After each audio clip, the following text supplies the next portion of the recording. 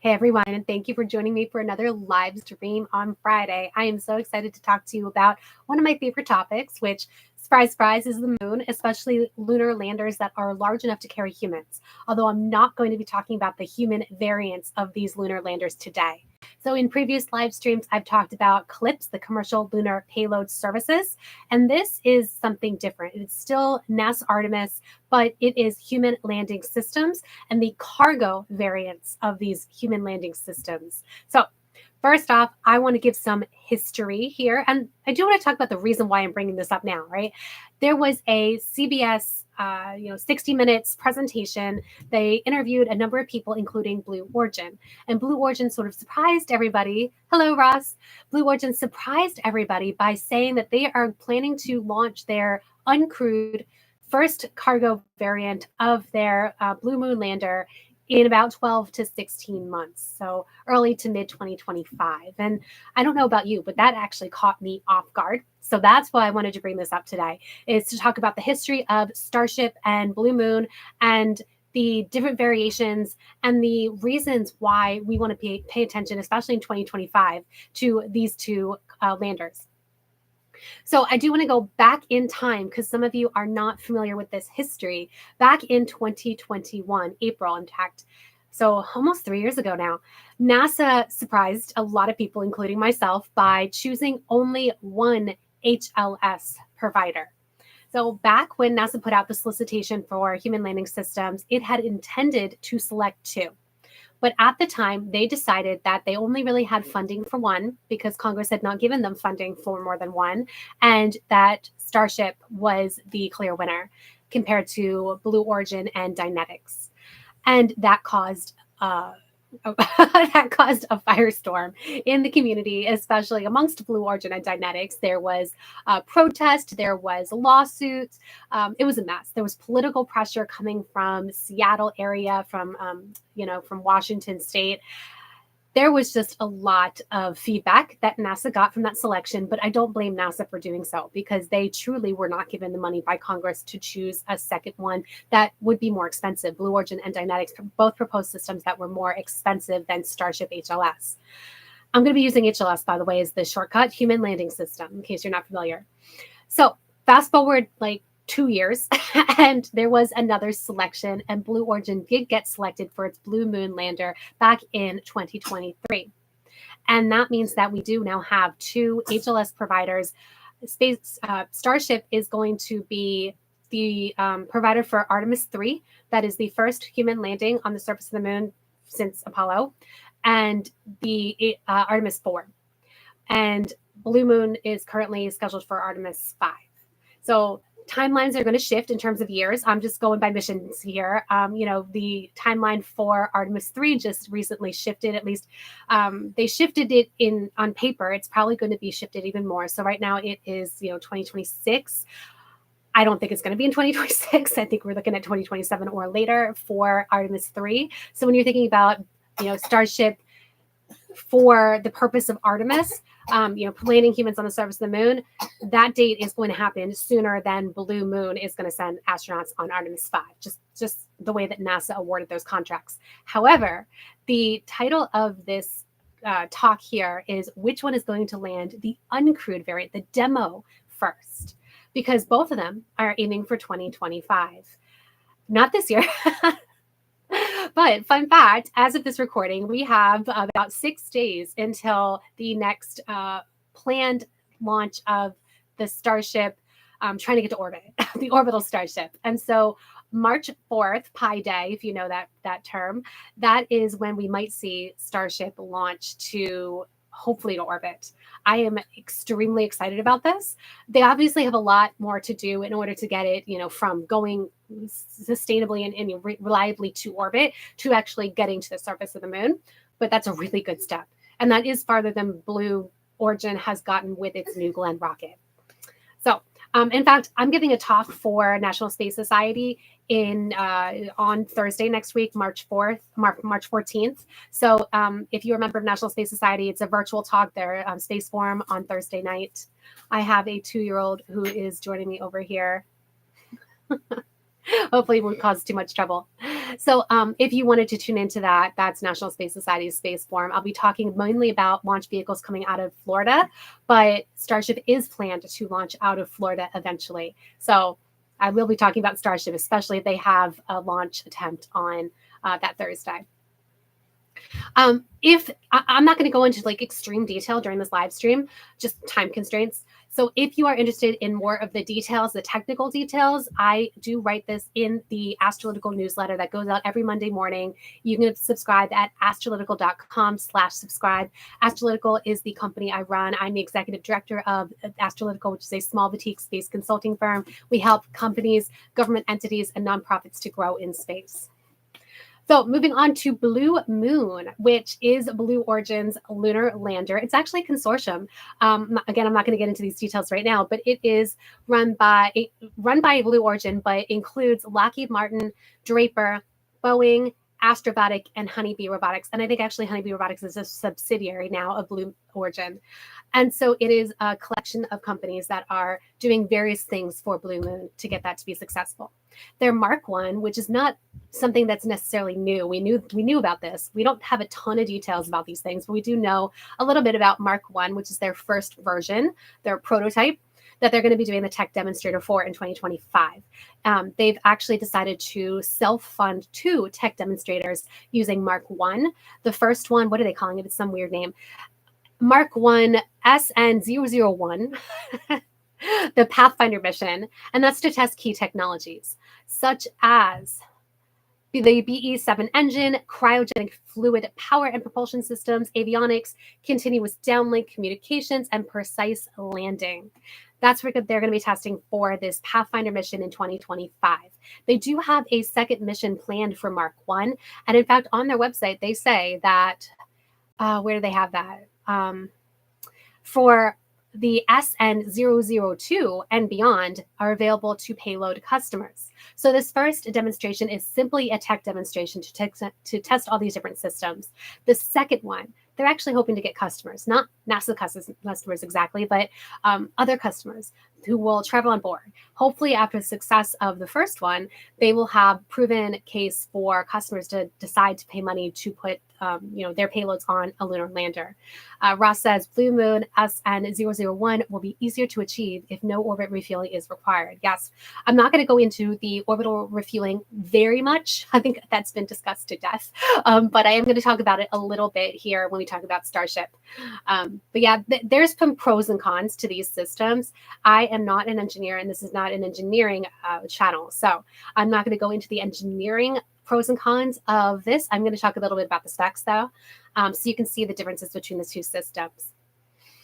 So for Mark II, that's the next version, and that's the one that intends to carry people, although it will not carry people every time, because they are going to do the NASA-required tech demonstration without people on Mark II before they do their Artemis 5 mission. The Mark II Blue Moon is intended to carry 4 astronauts to the lunar surface for up to 30 days, and it is 16 meters. And if you're American like me, although I'm a scientist, so I love meters, but that's 52 feet. So that's 10 times taller than me. That's how tall Blue Moon is, or plans to be, the Mark II version. And then it needs New Glenn, and that's, I think, one of the sticky points here is that New Glenn has not launched yet. New Glenn is up, out on the pad right now, or at least it was, and they seem very confident that they are going to launch New Glenn this year, but it's not launched yet. And so, while Starship has had its launches and its failures, at least they have a few launches under their belt. It is a difference in philosophy, of course, where Blue Origin isn't quite as conservative as NASA, but it is more conservative than SpaceX when it comes to these test launches. So we're just going to have to see. They, of course, have their new Shepard vehicle, their suborbital vehicle, which has flown several times. I don't remember, over a dozen times now. I think it's maybe into the 20s. To that's suborbital. So at least that tests different systems. But of course, it's a different engine. It's a suborbital vehicle rather than an orbital vehicle. So I think Blue Origin has some way to go before they are ready to put Blue Moon on to a New Glenn vehicle and have that tested. Hopefully, we will see New Glenn fly this year. I am looking forward to it. So let me see. It's a 7 meter 7-meter fairing is what the New Glenn has. And so that's what Blue Moon is going to fit into. And the Mark 1 at least is, or I think it's Mark 1. Yeah, Mark 1 is going to deliver 3 metric tons to lunar surface. That's according to the Blue Origin website. Now, when we talk about tons to the lunar surface, that is something that's going to evolve over time because NASA has a requirement that these cargo variants, they for Blue Origin and for SpaceX, they will deliver 12 to 15 tons, metric tons to the lunar surface. But then if you also look to see some other documentation that Blue Origin has put out, they talk about being able to carry 20 tons of payload to the surface of the moon in a reusable configuration and 30 tons in a one-way mission. And so, that's quite a bit difference going from Mark 1, which is 3 tons, to up to 30 tons, 10 times difference. So we'll just have to see how that plays out. And now I want to talk about Starship, because that's quite a difference. It's a totally different league. Those of you who are SpaceX geeks, fanatics, might notice that I accidentally included a outdated render in the thumbnail to this talk. And I didn't realize it until after I created the thumbnail. I created the thumbnail pretty quickly. And so I actually want to know, did you know that? Did you notice my mistake before? Are you that much of a SpaceX fan that you noticed my mistake with the older render from like late last year before I mentioned it just now? 24 New Shepard launches. Thank you, Ross. I couldn't remember. I know they had their incident that slowed them down. We haven't really had too many New Shepards fly recently, and so I lost track, honestly, because I hadn't heard about it in a while. So the HLS is intended to fly uncrewed to the surface of the moon in 2025, but we don't really know when. So while we have that estimated figure, CBS, I don't know when they recorded that interview that they did with Blue Origin, but whenever they recorded it, the guy said 12 to 16 months from today. And so that tells me early to mid 2025, whereas SpaceX, we don't really know. We just have confirmation from NASA that they're aiming for 2025. Any date can slip. And we do know that dates tend to be aspirational, and SpaceX, Elon Musk, is especially guilty of aspirational dates. So we're just going to have to see who's going first. And if you were wanting me to tell you who I think is going first, I truly don't know. I already told you that I think we have some barriers with Blue Moon because New Glenn has not been operational yet. And I think my answer to this is going to depend on how Starship flies next week. If Starship is successful orbitally next week, my confidence level goes way up that they're going to be able to fly Starship several times orbitally this year to be able to get to the surface of the moon uncrewed in 2025, like pretty early on. If they blow it up next week, if they experience some other anomaly, we're just going to have to see how things progress from there. If there's any kind of investigation that slows down FAA licensing, and these things can really drag out. So. And that is the same with Blue Moon, too. I mean, if there's any kind of incident with New Glenn, if there's any kind of incident with Blue Moon, things will slow down. You can see from already this year, Astrobotic had a mission that did not make it to the surface of the moon, and that's going to slow down their next mission, where Griffin is not planning to land on the surface of the moon in 2024 anymore. Now looking at 2025. So when it comes to dates, who knows? Going back to Starship. So again, I told you that it is going to be taking astronauts to the surface of the moon in Artemis 3 and 4. Before it does that, it needs to do an uncrewed test for aiming for 2025. It is significantly bigger than any other lunar lander in existence and conceived. So it is 50 meters in height, or 164. And in fact, that might be the old version. I think it's even taller in the newer version. Someone can tell me in the comments or the chat.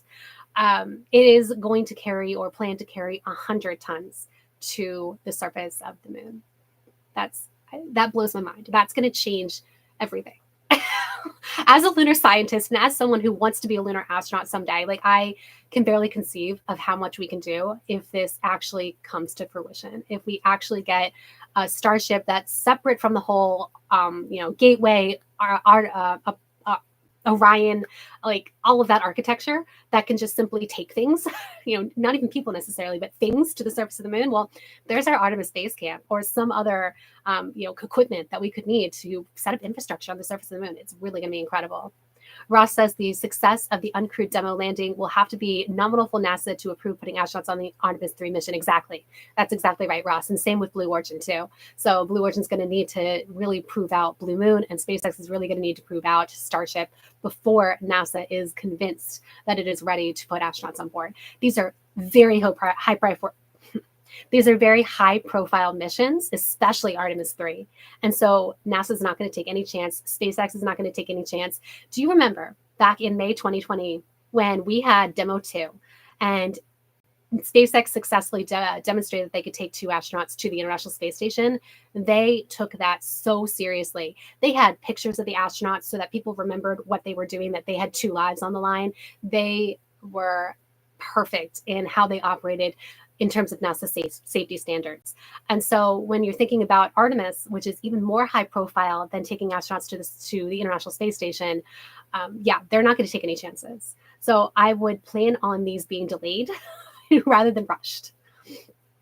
Let's see, going back to Starship HLS, it will carry 2 astronauts right now under the Artemis configuration, where it has to rendezvous with Orion and Gateway and all this. It's planning to take only 2 astronauts to the surface of the moon. But with the capacity that Starship has, I have not seen an official figure. If it is operating outside of the Artemis architecture, how many people can it take to the surface of the moon? I haven't seen that. The company hasn't put that out. So if someone wants to tell me what they think, put it in the chat or the comments to tell me how many astronauts you think, if it was outside of this whole rendezvous with Orion thing, how many astronauts do you think that Starship can take to the surface of the moon, given that it can take 100 tons to the surface of an uncrewed mission?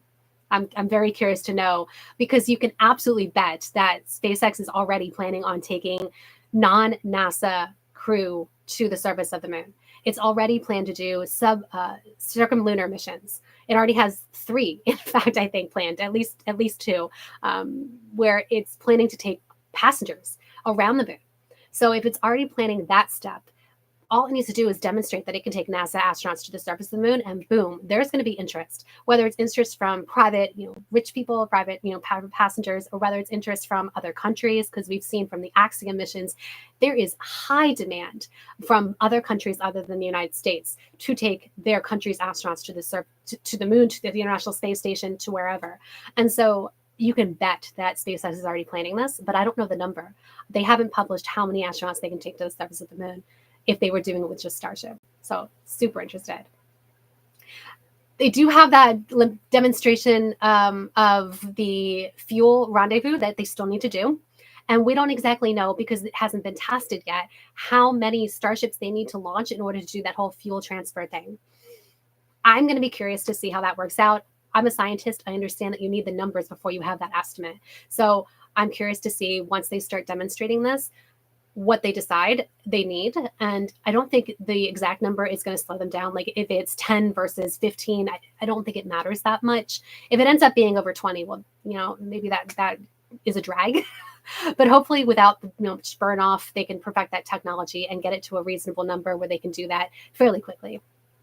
Ross says the Dear Moon mission already plans to take 12 passengers around the moon, right? And that's 12 passengers. They actually also talked about taking SpaceX crew in addition to those 12 passengers. I think 4 crew. So it could be 16 people on Starship's circumlunar mission through the Dear Moon project. That's not finalized yet, so we're just going to have to see. All right, I'm eating up time here. So one thing that I want to make sure is clear in people's minds, this uncrewed demo mission for both of these companies, where they need to prove to NASA that they can safely land on the surface of the moon before they put astronauts on board, is separate from the announcement that NASA made in January, where they talked about cargo variants of these landers. So the cargo variants of these landers is actually a separate thing.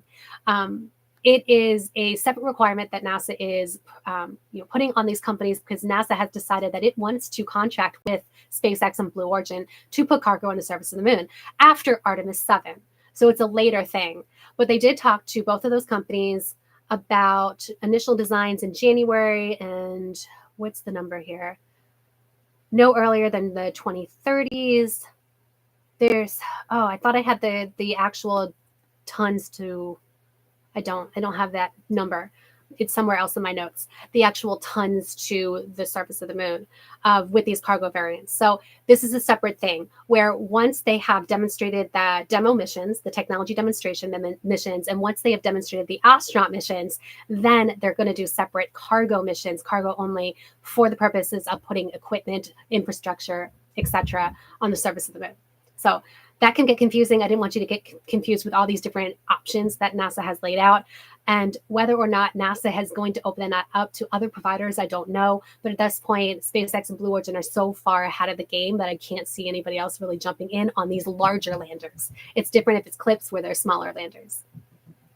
If you enjoyed this conversation, please subscribe to the channel. It really helps me. I have this goal of getting to 1,000 subscribers this year. I'm almost halfway there. And thank you so much for those of you who've already subscribed. I now want to switch topics a little bit in these last like 5-10 minutes, where I want to talk about my favorite book and the fact that it was turned into a movie, several movies.